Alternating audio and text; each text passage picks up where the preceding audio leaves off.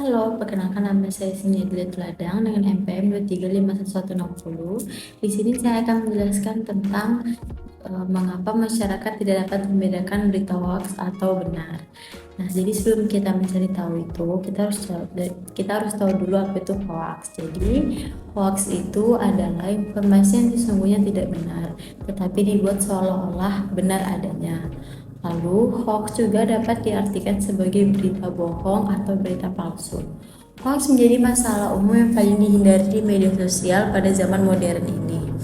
Banyak oknum-oknum yang menyebarkan informasi atau berita bohong pada masyarakat untuk berbagai tujuan. Nah, tujuannya itu tuh banyak ya. Salah satunya itu untuk menyebarkan kebencian, lalu menjatuhkan seseorang, dan masih banyak lagi tujuan seseorang menyebarkan hoax tersebut.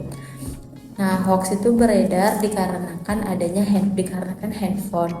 Masyarakat dengan cepat menyebarkan hoax dengan mengirim berita ke media sosial berupa Facebook, Instagram, YouTube, TikTok. Mereka menyebarkan tanpa tahu bahwa itu tuh asli atau enggak ya gitu.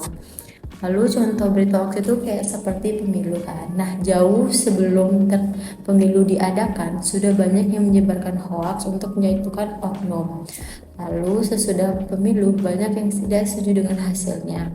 Ada yang bilang itu rekayasa, atau oknum yang melakukan kecurangan, atau mungkin Bawaslu yang curang, atau masih banyak lagi yang dapat ditemukan di sosial media.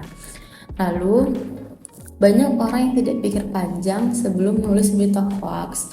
Mereka tidak menyadari bahwa pembuatan berita hoax itu melanggar pasal 27 dan 28 dari UU ITE, serta pasal 14 dan 15 dari Undang-Undang Nomor 1 Tahun 1946 tentang peraturan hukum pidana.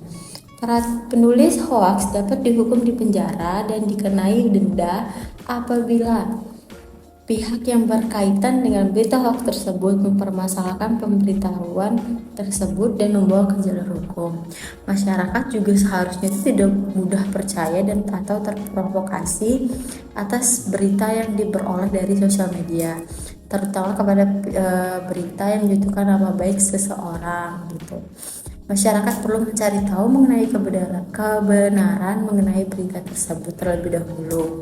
Penyebaran informasi yang mudah dan cepat merupakan hal yang positif, tetapi apabila yang disebarkan tidak benar, hal itu dapat menimbulkan kerugian bagi suatu pihak. Jadi, ayo pintar dalam bersosial media ya.